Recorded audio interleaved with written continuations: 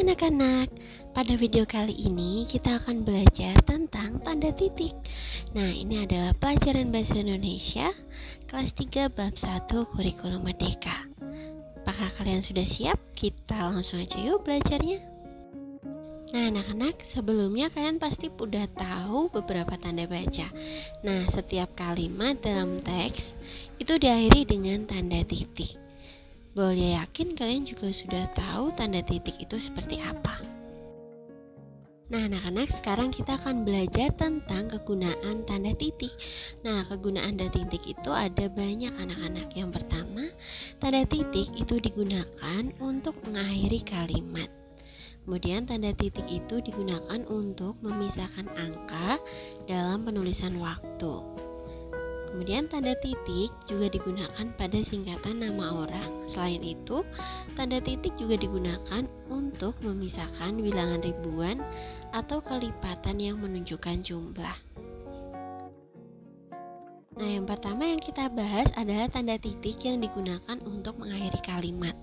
Contohnya di sini, Bayu sarapan pukul 6 pagi, titik. Kemudian hari Minggu sore, Ima diantar ibu membeli sate ayam, titik. Nah, jadi tanda titik itu digunakan untuk tanda mengakhiri kalimat. Kalau di dalam suatu kalimat sudah diakhiri tanda titik, itu artinya kalimatnya sudah selesai. Atau ketika kita membaca, kita harus berhenti sebentar. Kegunaan tanda titik yang kedua adalah untuk memisahkan angka dalam penulisan waktu. Anak-anak perhatikan, ketika anak-anak melihat penulisan waktu atau jam, itu pasti diakhiri dengan tanda titik atau diberi tanda titik. Nah, contohnya Safa tiba di sekolah pukul 7.00. Yang kedua, pukul 21.00, Lani sudah tidur, titik. Nah, jadi tanda titik itu digunakan untuk penulisan waktu, untuk memisahkan antara jam dengan menit, menit dengan detik. Seperti itu anak-anak. Jadi kalau anak-anak menulis waktu atau jam, anak-anak harus menggunakan tanda titik untuk memisahkan waktunya. Berikutnya, tanda titik juga digunakan pada singkatan nama orang. Contohnya, Pak M. Toha merupakan ayah Ali, titik. Nah, Pak M. Toha itu artinya Pak Muhammad. Pak Muhammad Toha merupakan ayah Ali. Jadi Muhammadnya itu disingkat, diganti M, kemudian dikasih titik. Yang kedua, nama jenderal yang dijadikan nama jalan adalah A. Yani. Nah, A. ini artinya Ahmad Yani. Jadi, titik itu juga digunakan untuk menyingkat nama orang, anak-anak.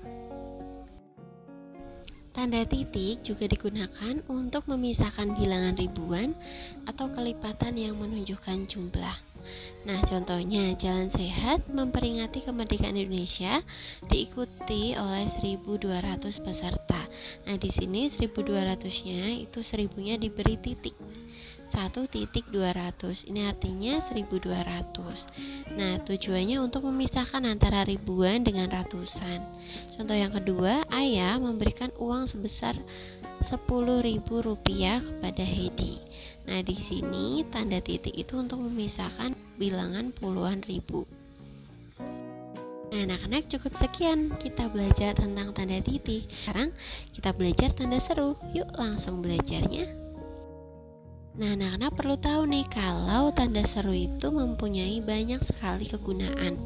Yang pertama itu bisa digunakan untuk mengakhiri kalimat perintah. Kemudian tanda seru juga bisa digunakan untuk mengakhiri kalimat larangan, bisa digunakan untuk mengakhiri kalimat ajakan, dan bisa digunakan untuk mengakhiri kalimat kekaguman. Seperti apa ya? Yuk kita langsung bahas. Yang pertama, tanda seru yang digunakan untuk mengakhiri kalimat perintah. Contohnya, datanglah ke sekolah tepat waktu, buanglah sampah pada tempatnya. Nah, ini adalah contoh kalimat perintah. Jadi pada kalimat pertama, kalian diperintah untuk datang ke sekolah tepat waktu. Yang kedua, kalian diperintah atau diminta untuk buang sampah pada tempatnya. Jadi pada kalimat perintah itu bisa diakhiri oleh tanda seru. Kemudian tanda seru itu juga digunakan untuk mengakhiri kalimat larangan, anak-anak. Contohnya, Jangan membuang sampah sembarangan. Jangan terlambat datang ke sekolah. Nah, ini dilarang. Ada kata jangannya, berarti tidak boleh. Tidak boleh buang sampah sembarangan dan tidak boleh terlambat datang ke sekolah. Jadi ketika kalian membuat kalimat larangan bisa menggunakan akhiran tanda seru. Berikutnya, tanda seru digunakan untuk mengakhiri kalimat ajakan. Contohnya, mari kita dukung gerakan cinta bahasa Indonesia. Ayo kita menjaga kebersihan lingkungan. Nah, ini adalah kalimat-kalimat mengajak. Jadi kalian kalau ingin mengajak, membuat kalimat ajakan bisa diakhiri oleh tanda seru. Penggunaan tanda seru berikutnya adalah untuk mengakhiri kalimat kekaguman. Kalimat kekaguman itu ketika kalian melihat sesuatu yang sangat bagus, kemudian kalian merasa kayak wow ini bagus banget, seperti itu bisa menggunakan akhiran tanda seru. Contohnya di sini, alangkah indahnya Pulau Bali. Kemudian betapa indahnya pemandangan yang ada di pegunungan ini. Nah, jadi ini berupa kekaguman. Nah, anak-anak, gimana pembelajaran kita tentang tanda seru? Semoga kalian paham ya. Ini kita akan belajar tentang penggunaan tanda tanya. Apakah kalian masih ingat apa itu kalimat tanya? Kita langsung aja yuk belajarnya. Anak-anak, kalimat tanya itu adalah kalimat yang kita gunakan untuk menanyakan sesuatu. Nah, biasanya kalimat tanya ini kita akhiri dengan tanda tanya. Nah, anak-anak perlu tahu kalau di dalam kalimat tanya itu terdapat kata tanya. Nah, kata tanya tersebut adalah ada apa, siapa, kemudian kapan, di mana, mengapa, dan bagaimana. Kalian harus ingat nih, ini sangat penting ketika kalian membuat kalimat tanya. Nah, kata tanya ini selalu ada di depan anak-anak. Kata yang pertama yang kita bahas adalah apa. Anak-anak, apa ini memiliki fungsi untuk menanyakan sesuatu. Contohnya, apa yang dilakukan Bayu? Apa yang kamu lakukan? Apakah kamu baik-baik saja? Atau apa itu? Apa yang kamu bawa? Jadi, fungsi kata tanya apa itu untuk menanyakan sesuatu. Kata tanya yang kedua adalah siapa. Nah, siapa ini berfungsi untuk menanyakan seseorang.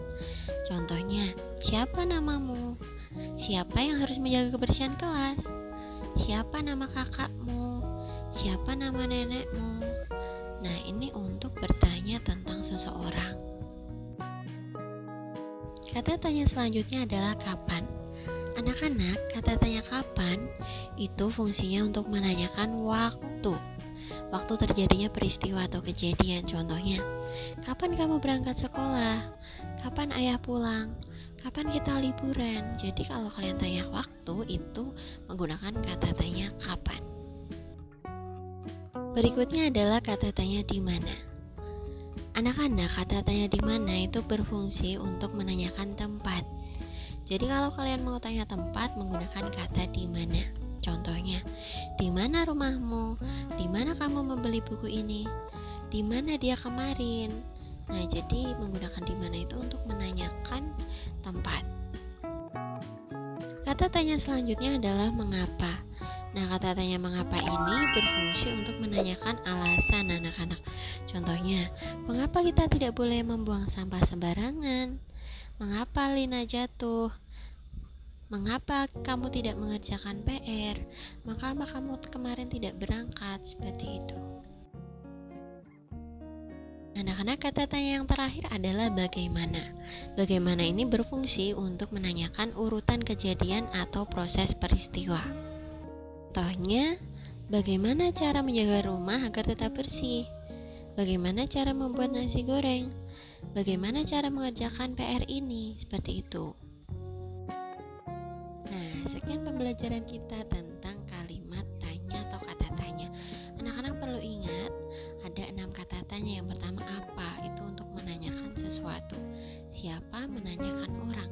Kapan, menanyakan waktu. Di mana, menanyakan tempat. Mengapa, itu menanyakan alasan. Dan bagaimana, itu menanyakan urutan kejadian. Kalian perlu ingat ini. Jangan lupa tetap semangat belajar dan sampai jumpa di video berikutnya.